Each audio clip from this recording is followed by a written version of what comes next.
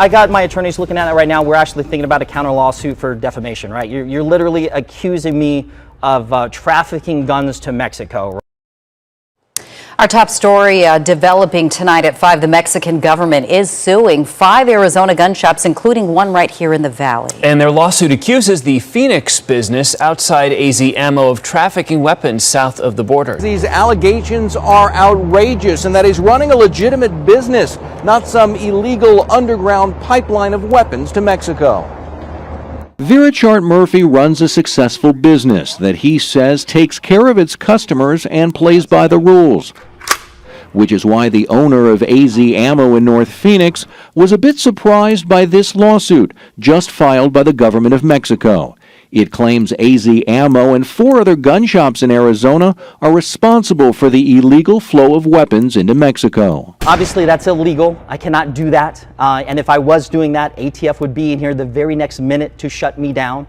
I've been in business for a decade. I think we're doing things right. The Foreign Affairs Secretary of Mexico, Marcelo Ebrard, announced the lawsuit is part of a crackdown on gun shops and dealers in U.S. border states who sell guns to straw purchasers who pass them on to smugglers, then take the weapons into Mexico. Una demanda que vendría a ser la segunda respecto a armas. Ebrard said, "We are suing them because clearly there is a pattern.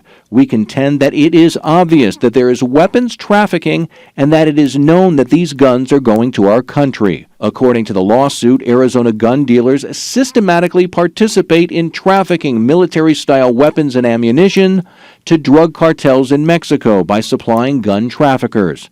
Defendants choose to sell guns using reckless and unlawful practices. This lawsuit intends to hold them accountable and make them stop. We asked Murphy why he thinks his business was named in the lawsuit. We do interviews for Univision and Telemundo all the time, and I had a recent interview with Telemundo last week pertaining to the old lawsuit that got dismissed. And maybe my response to that and what I had to say about the Mexican government, they did not like, and I kind of feel like this is kind of a little retribution for what I had to say on Mexican television. The Supreme Court will decide whether or not Mexico's lawsuit against gun manufacturers can go forward.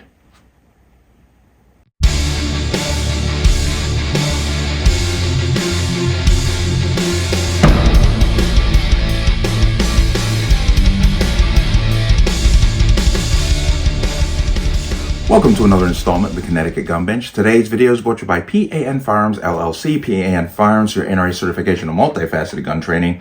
You can reach us at 203-300-6343 or use our website at www.panfirearmsllc.com.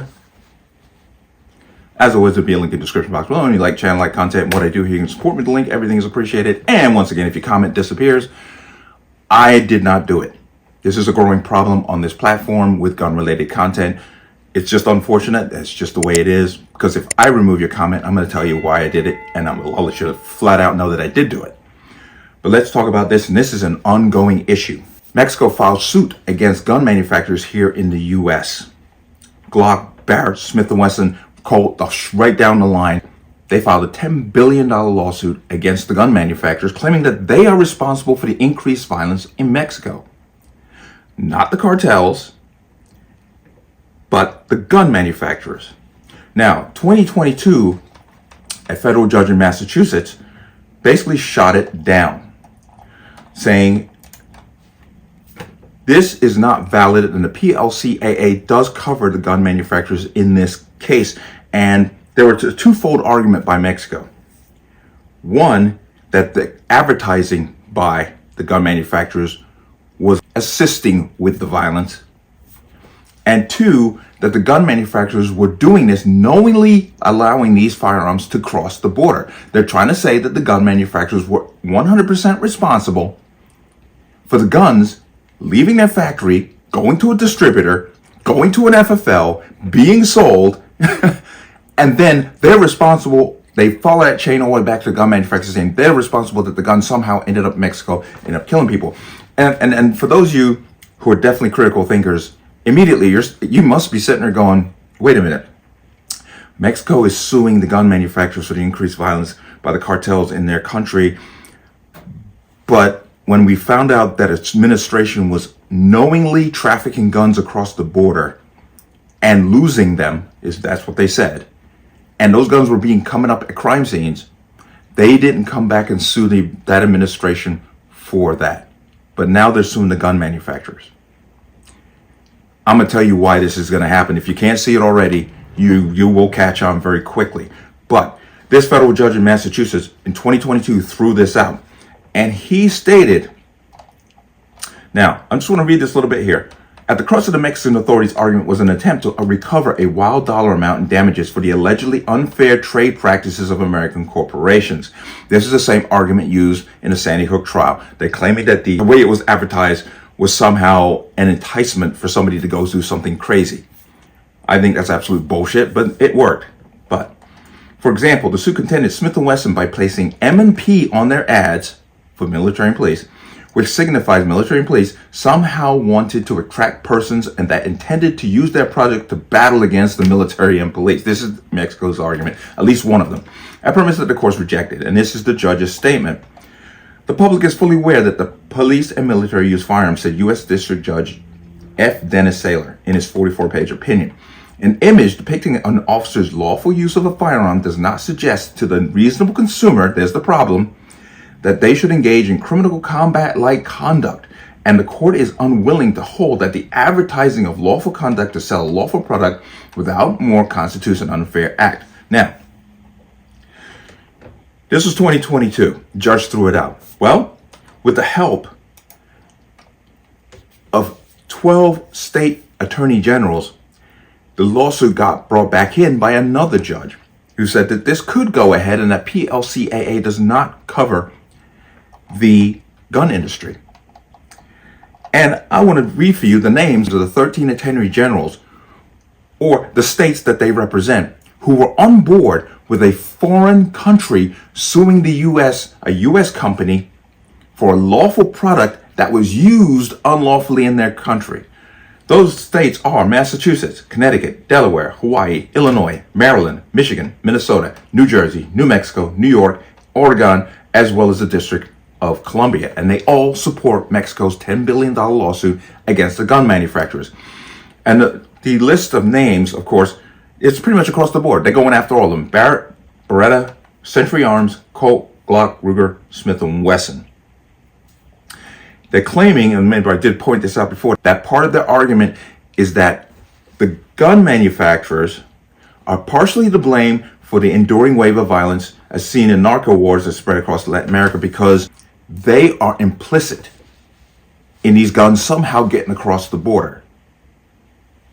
That's part of their argument. But these 13 attorney generals have basically filed an amicus brief, if I'm not mistaken, with the court when it was reinstated, this lawsuit was reinstated, in full support of Mexico suing. But as it moved even further along, the gun manufacturers petitioned the Supreme Court directly to end it. And that is what is going to happen. The Supreme Court to weigh in on Mexico's lawsuit against gun manufacturers. The Supreme Court, now this is dated October 4th. So, the Supreme Court agreed Friday to take up the gun industry's appeal of a ruling allowing the Mexican government to proceed with its lawsuit against several prominent American firearm manufacturers. Mexico contends the companies deliberately chose to profit off the criminal market for their products. So they're saying that the gun industry made the guns and gave them to criminals. Because that's what I'm getting from this. And that's not what happens. And cause a flood of guns to fall into the hands of Mexican cartels. The country says firearm manufacturers should pay billions in damages and change their practices. U.S. federal law provides broad immunity to the firearm industry. However, a federal judge tossed Mexico's lawsuit as a result, 2022. Then the appeals court later reversed that ruling, allowing the case to move forward with the blessing of 13 U.S. state attorney generals. Now we know the companies, but I'll read them off for you again, just to make sure we're 100% on board. Smith & Wesson, Barrett, Beretta, Glock, Sturm Ruger, Whitmer, Interstate Arms, Century International Arms, and Colt Manufacturing Company. And they are going after distributors also. By agreeing to hear the gun industry's appeal, the Supreme Court will need to decide whether immunity applies. The justice's brief order sets up the case to be heard during the court's upcoming annual term with a decision expected by next summer. Mexico claims its case falls under the exception to the 2005 Protection of Lawful Commerce in Arms Act. Gun control groups have long looked to repeal the law entirely. Because, it's just, once again, I'm going to explain that at the end, because these people really piss me off with this nonsense. But the exception allows lawsuits when a gun manufacturer knowingly, there's a key word, violates state or federal firearms law and the plaintiff was proximately harmed by the violation. The case marks the first time the Supreme Court will weigh in on the exception's scope. The companies assert Mexico's legal theory does not come close to proving the American gun industry is the proximate cause of cartel violence, describing it as a 8-step Rube Goldberg. Mexico's suit has no business in the American court, the companies wrote in their petition. Absolutely true. Their appeal is backed by all the nation's Republican state attorney generals except Ohio's 27 Republican members of Congress and various gun rights groups. No matter how the Supreme Court rules, many of the defendants are already off the hook. In August, a federal trial judge ruled on separate grounds that the court had no jurisdiction to hear claims against 6 of the 8 firearms companies, meaning just 2 companies could face penalties if the Supreme Court decides the case in Mexico's favor. Okay, just come out of that. And I've been holding off saying what I want to say in the middle of all that, because now I'm going to tell you why this is happening and why 13 attorney generals in the U.S. are backing it. And notice the states that these attorney generals are from, all anti-gun. This is nothing more than an attempt to bankrupt the gun industry. That's what they're trying to do. This has nothing to do with Mexico and its violence. Mexico's violence is Mexico's problem. Okay? They have a cartel issue that is running rampant around the country, killing people, yet they want to come here and point a finger at U.S. gun manufacturers for a problem that they just don't want to seem to solve. That's their problem. They need to get on it. They need to get on it. But to come here under this fictitious ideal that the gun industry is somehow, in the U.S., is somehow responsible for their problems is pathetic. And what it is an attempt to bankrupt the gun industry. That's what this is about. Because if Mexico gets away with it, think about all the other Latin countries that can now line up and say, yeah, the gun manufacturers are all responsible for this. And these same traitorous turncoat attorney generals will be right on board with it because they want the same thing. It's not about nobody's safety, because the violence will continue. It's about bankrupting the gun industry. That's what this is about. And the Supreme Court has got to apply its common sense here.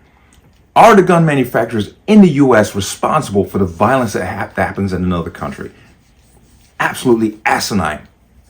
And the Supreme Court needs to nip this in the bud right now. They need to just end this garbage nonsense. And I would even go even further and say that these 13 state attorney generals need to be held accountable for backing this lawsuit. Period.